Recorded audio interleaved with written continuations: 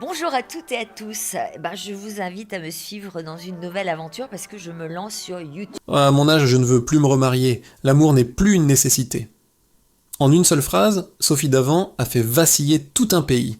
Ce jour-là, le plateau était calme, presque trop calme. Les projecteurs braqués sur son visage familier, celui qui, depuis plus de 30 ans, accompagnait les matins des Français. Un visage rassurant, un sourire que l'on croyait immuable, et pourtant derrière cette sérénité apparente, quelque chose venait de se rompre. Pas un scandale, pas une provocation, mais un aveu, brut, définitif, irréversible. Car Sophie Davant ne parlait pas seulement d'elle. Elle parlait pour des millions de femmes qui, en silence, se posaient la même question sans jamais oser y répondre à voix haute, et si l'amour ne suffisait plus. Sur les réseaux sociaux, les réactions ont fusé. Incompréhension, tristesse, colère parfois. Comment celle qui incarnait la douceur, la fidélité, l'idéal romantique de la télévision française pouvait-elle renoncer ainsi à ce que l'on nous a toujours présenté comme le cœur même d'une vie réussie? Mais ce que beaucoup n'ont pas compris, c'est que cette phrase n'était pas une fin, c'était un point de rupture. Le dernier chapitre d'une illusion patiemment entretenue pendant des décennies. Sophie Davant n'a jamais été qu'une animatrice. Elle était une présence, une compagne du quotidien. On l'a vue sourire, rassurer, écouter, on l'a crue heureuse parce qu'elle semblait l'être à l'écran. Mais à force de la regarder sans vraiment la voir, on a oublié une chose essentielle. Derrière le rôle, il y avait une femme qui a aimé, une femme qui a cru, une femme qui a perdu. Lorsqu'elle prononce ces mots, sa voix ne tremble pas. Et c'est précisément cela qui glace. Ce calme n'est pas de l'indifférence. C'est celui de quelqu'un qui a déjà trop pleuré, de quelqu'un qui a traversé l'amour, le vrai, celui qui promet tout avant de reprendre lentement ce qu'il a donné. Ce jour-là, Sophie ne renonce pas à l'amour par amertume. Elle ne règle aucun compte. Elle ne cherche pas à choquer. Elle fait quelque chose de bien plus dérangeant. Elle dit la vérité. Sa vérité, celle d'une femme arrivée à un âge où l'on ne veut plus faire semblant, où l'on ne veut plus aimer pour remplir un vide, ni rester pour ne pas être seul. Dans le silence du plateau, une ère s'est achevée. Celle de la Sophie éternellement romantique, telle que la France aimait l'imaginer. Et une autre est née, plus déroutante, plus libre, mais aussi plus profondément humaine. Car cette phrase, si simple en apparence, portait en elle des années de renoncements invisibles, de sacrifices muets, de nuits sans sommeil. Elle était le sommet d'une montagne de douleur que personne n'avait vraiment voulu regarder. Et si cette déclaration a tant bouleversé, c'est parce qu'elle nous renvoyait à notre propre peur, celle de découvrir un jour que l'amour ne sauve pas toujours, qu'il peut même parfois épuiser, user, faire disparaître. Alors une question s'impose, implacable, presque inconfortable. Qu'est-ce qui a conduit Sophie Davant, symbole d'une vie réussie, à tourner ainsi le dos à l'amour? Pendant longtemps, Sophie Davant et Pierre Sled ont incarné ce que la France aimait appeler un couple modèle. Deux visages familiers du paysage médiatique, deux carrières solides, deux intelligences qui semblaient se répondre naturellement. À l'écran, comme dans les rares apparitions publiques, tout respirait l'équilibre, la complicité, l'évidence. Mais les histoires les plus douloureuses sont souvent celles qui ne font aucun bruit. Derrière les sourires polis et les phrases convenues, leur mariage s'est usé sans éclat. Pas de cris, pas de porte qui claque, juste une lente érosion, insidieuse, presque invisible, comme une maison qui paraît solide de l'extérieur alors que ses fondations se fissurent en silence. Sophie travaillait sans relâche. Les matins à la télévision, les soirs à la radio, les déplacements, les exigences d'une image publique irréprochable. Pierre, lui, avançait dans sa propre trajectoire professionnelle, tout aussi prenante. Peu à peu, ils ont cessé de se retrouver, non pas par manque d'amour, mais par excès de rôles à tenir. Elle l'a dit plus tard, sans colère, sans reproche, on s'est perdu dans ce que l'on devait être. Lui, le journaliste, moi, la mère, l'animatrice, la femme forte. À la fin, on ne savait plus qui nous étions l'un pour l'autre. Cette phrase résume tout. Ce n'est pas l'amour qui disparaît en premier, c'est la présence. Les conversations qui se raccourcissent, les silences qui s'allongent, les repas pris côte à côte mais sans véritable échange, et surtout cette sensation terrible d'être seul, alors que quelqu'un partage encore votre toit. Aux yeux du public, Sophie restait la femme rassurante, lumineuse, toujours à sa place. Mais dans l'intimité, elle portait un poids que peu de femmes osent nommer, celui de devoir être forte en permanence, forte pour les enfants, forte pour le couple, forte pour l'image, jusqu'à l'épuisement. Car comment admettre, quand tout le monde vous admire, que votre vie privée se vide de sa substance? Comment dire que l'on ne se sent plus aimé, ni même vraiment regardé, sans avoir l'impression d'être ingrate? Leur séparation annoncée en 2012 a surpris la France. Le communiqué parlait d'un accord à l'amiable, de respect mutuel, de décisions mûrement réfléchies, des mots propres, lisses, presque rassurants. Mais ceux qui étaient proches savaient. Sophie s'effondrait à l'intérieur. Le jour où elle a retiré son alliance, raconte un ami, elle n'a rien dit. Pas une larme en public, juste ce geste lent, presque solennel, comme si elle refermait une partie de sa vie. Pendant des mois, elle s'est tue. À l'écran, elle souriait, mais quelque chose avait changé. Une fatigue nouvelle dans la voix, un regard plus lointain, une mélancolie que les téléspectateurs les plus attentifs ont ressentie sans pouvoir l'expliquer. Ce n'était pas une femme quittée, c'était une femme qui réalisait qu'elle s'était peu à peu oubliée dans son propre mariage. Et c'est là que commence la véritable tragédie. Non pas le divorce, mais cette question obsédante qui surgit après les longues histoires, comme comment peut-on aimer quelqu'un pendant 20 ans et finir par ne plus se reconnaître soi-même? On croit souvent que le plus dur dans une séparation, c'est l'annonce, le communiqué officiel. Les mots choisis pour rassurer l'opinion. Pourtant, pour Sophie Davant, le plus douloureux a commencé après. Quand tout le monde est passé à autre chose. Quand les caméras se sont éteintes, quand le silence s'est installé. Un silence épais, pesant, presque hostile. Il n'y a pas eu de cris, pas de règlement de compte public, pas de larmes étalées dans les magazines. Sophie a divorcé avec dignité, avec cette retenue presque élégante que l'on attend d'une femme publique. Mais cette dignité avait un prix, celui de la solitude absolue. Le soir, après les émissions, elle rentrait chez elle. La porte se refermait. Et là, plus personne à qui parler, plus personne pour demander « Ta journée s'est bien passée ?» Les objets étaient toujours là, les meubles, les photos, les souvenirs, mais la vie, elle, semblait s'être retirée doucement, comme une marée basse laissant derrière elle un paysage étrangement vide. Sophie continuait à sourire à l'écran. Chaque matin, chaque émission, professionnelle, impeccable. Mais derrière ce sourire, une question la rongeait, une question qu'aucune femme n'ose poser sans trembler. Et si je n'étais plus capable d'aimer? Car le divorce ne lui avait pas seulement enlevé un mari, il lui avait retiré une certitude, celle d'être désirable, celle d'être choisie, celle d'être encore une femme aux yeux de quelqu'un et pas seulement une figure publique. À plus de 50 ans, dans un monde qui glorifie la jeunesse et la passion éternelle, Sophie faisait face à une peur sourde, celle de devenir invisible.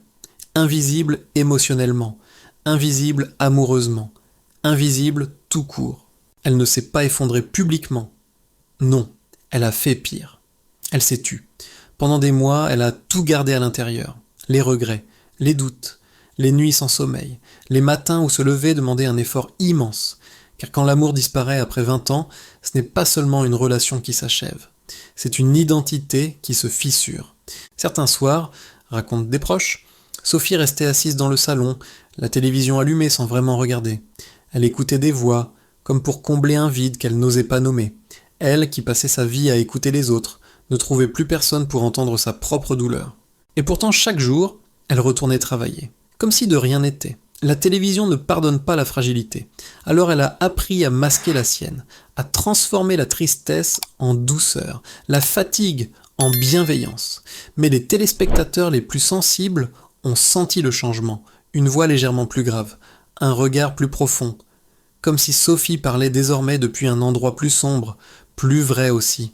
Ce n'était pas la dépression spectaculaire que l'on raconte dans les journaux. C'était une chute lente, silencieuse, une descente intérieure où l'on se demande si l'on a tout donné pour finalement ne plus rien recevoir.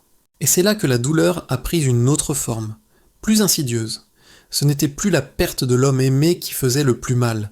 C'était la sensation de s'être oublié pour un projet de vie qui n'existait plus. Alors une autre question est apparue, plus vertigineuse encore. Qui suis-je maintenant que je ne suis plus la femme de ? Cette question, Sophie n'y a pas répondu tout de suite, car certaines réponses demandent du temps, beaucoup de temps, et parfois elles exigent de traverser le vide avant de retrouver un sens. Il arrive un moment, après la chute, où l'on n'a plus d'énergie pour lutter, plus de force pour faire semblant. Sophie Davant a connu cet instant précis, celui où l'on comprend que fuir la solitude ne sert plus à rien. Alors, au lieu de la combattre, elle a fait un choix radical, l'accueillir. Elle aurait pu chercher à remplir le vide, retrouver quelqu'un, se rassurer, se prouver qu'elle était encore aimée. Beaucoup l'auraient fait, mais Sophie ne voulait plus de pansements émotionnels. Elle ne voulait plus d'un amour par peur d'être seule, elle voulait comprendre, se comprendre. Les premiers temps ont été déroutants. Voyager seule, marcher seule dans les rues de Paris sans être reconnue, presque anonyme. Redécouvrir le silence, non plus comme une menace, mais comme un espace où l'on peut enfin entendre ses propres pensées, ses propres peurs, ses propres désirs. Quand tout s'écroule, il ne reste qu'une question, confiera-t-elle plus tard. Qui suis-je sans l'autre ? Cette question, Sophie ne l'a pas évitée. Elle l'a affrontée. Elle a repris goût à des choses simples qu'elle avait mises de côté pendant des années. Lire sans contrainte, écrire sans objectif, marcher sans rendez-vous. Elle s'est autorisée à ralentir dans un monde qui l'avait toujours poussée à courir. Et c'est dans cette solitude assumée que quelque chose d'inattendu s'est produit. Sophie a commencé à écrire. Pas pour le public, pas pour la carrière, mais pour elle, pour mettre des mots sur ce qu'elle n'avait jamais osé dire à voix haute. Son premier livre n'était pas un règlement de compte, c'était une confession douce. Une réflexion sur la résilience, sur la féminité, sur la manière dont les femmes se perdent parfois en voulant trop bien faire. Les lectrices s'y sont reconnues immédiatement. Des femmes de 50, 60 ans, parfois plus, des femmes qui lui écrivaient « Je pensais être seule à ressentir cela ». Sophie comprenait alors que sa douleur n'était pas isolée, elle était collective, silencieuse, générationnelle. Pendant ce temps, paradoxalement, sa carrière n'a jamais été aussi forte. Affaires conclues, battait des records d'audience. Mais ce succès n'avait plus la même saveur. Ce n'était plus une revanche sur la vie, c'était une conséquence. Une expression naturelle d'une femme qui n'essayait plus de prouver quoi que ce soit. Elle l'a dit avec une simplicité désarmante. J'ai arrêté de courir après la perfection. Maintenant, je vis pour ce qui me fait du bien. Cette phrase marque un tournant. Sophie Davant n'était plus cette femme qui cherchait à être aimée par tous. Elle devenait une femme qui s'acceptait, avec ses failles, ses rides, ses regrets, mais aussi sa force nouvelle, celle de ne plus dépendre du regard des autres. La solitude, autrefois redoutée, devenait une alliée. Une protection, une arme secrète contre les attentes sociales, contre l'injonction d'être en couple à tout prix. Elle découvrait une liberté intime que ni la célébrité ni l'amour n'avaient jamais vraiment offerte. Et pourtant, alors qu'elle semblait enfin apaisée, la vie allait lui rappeler une vérité troublante. On peut se reconstruire seul, sans pour autant cesser d'aimer. Sophie Davant pensait avoir fermé la porte, pas violemment, pas avec colère, mais doucement, comme on éteint une lumière avant de quitter une pièce. Elle s'était reconstruite seule. Elle avait appris à respirer sans attendre, à vivre sans dépendre. Et pourtant la vie, cette grande ironique, lui réservait encore une surprise. En 2021, quelques photos volées font le tour de la presse. 2 silhouettes familières, main dans la main, marchant dans les rues de Paris. Sophie Davant et William Lémergie, 2 visages connus, 2 carrières longues, 2 histoires déjà bien remplies. La France s'émeut, on parle de renaissance, de seconde chance, de l'amour qui revient quand on ne l'attend plus. Et il est vrai que quelque chose de différent émane d'eux. Pas de passion tapageuse, pas de démonstration excessive, juste une complicité évidente, un respect profond, une douceur rare. William n'était pas un inconnu dans la vie de Sophie. Il était un ami de longue date, un collègue, quelqu'un qui connaissait les coulisses, les silences, les pressions du métier. Avec lui, elle n'avait rien à expliquer, rien à prouver, elle pouvait être elle-même simplement. Les proches racontent une Sophie transformée, plus légère, rieuse, presque insouciante, les promenades discrètes, les dîners, loin des projecteurs, les week-ends à la campagne. À leurs âges, l'amour prenait une autre forme, plus calme, plus consciente, moins avide, mais plus sincère. Et pourtant, car même les amours les plus tendres peuvent que se heurter à une réalité implacable, celle des désirs qui ne coïncident de plus. William aspirait à la stabilité, à une retraite paisible, à un quotidien prévisible. Sophie Elle brûlait encore de projets, de liberté, de mouvement. Elle ne voulait plus jamais se sentir enfermée, même dans une relation aimante. Petit à petit, sans drame, une distance s'est installée. Presque imperceptible au début, puis de plus en plus claire. Ils s'aimaient, mais ils ne voulaient plus la même chose. Et cette lucidité-là est parfois plus douloureuse qu'une trahison. Un soir, confiera Sophie à une amie, elle a trouvé les mots qui allaient sceller la fin. Ce n'est pas parce que je ne l'aime plus, c'est parce que je veux m'aimer enfin. Cette phrase, reprise par la presse, a bouleversé, parce qu'elle dit tout, parce qu'elle révèle une vérité que beaucoup refusent d'admettre. Parfois, aimer l'autre signifie renoncer à soi. Et Sophie avait déjà payé ce prix-là. Elle ne voulait plus recommencer. La rupture s'est faite sans bruit, sans reproche, sans amertume, avec une infinie tendresse. Ils ne se sont pas quittés comme deux amants déçus, mais comme deux adultes conscients que l'amour ne suffit pas toujours à construire une vie commune. Pour l'opinion publique, ce fut une déception. Certains y ont vu un échec. Une nouvelle preuve que Sophie d'avant était incapable de s'installer. Mais la réalité était tout autre. Ce n'était pas une fuite, c'était un choix, un acte de courage silencieux. En mettant fin à cette relation, Sophie n'a pas renoncé à l'amour. Elle a refusé le compromis qui l'aurait éloignée d'elle-même. Elle a compris quelque chose d'essentiel. Le véritable drame n'est pas d'être seule, mais de se perdre à nouveau. Et lorsque plus tard, on lui a demandé si elle envisageait encore le mariage, elle a souri. Un sourire calme, paisible. Non, elle n'en avait plus besoin, parce que désormais, elle savait exactement ce qu'elle voulait préserver. Aujourd'hui, Sophie d'avant vit un chapitre que peu de femmes osent écrire à voix haute. Un chapitre sans promesses tapageuses, sans illusions romantiques, sans besoin d'être validé par un regard extérieur. Un chapitre calme, profond, radicalement libre. Elle s'est installée dans un appartement lumineux au cœur de Paris. Des livres partout, des fleurs fraîches, de la musique en sourdine. Le matin, elle ouvre les fenêtres, regarde la ville s'éveiller et savoure ce luxe qu'elle ne connaissait pas autrefois, le temps. C'est la première fois que je respire vraiment, confiera-t-elle avec une sincérité désarmante.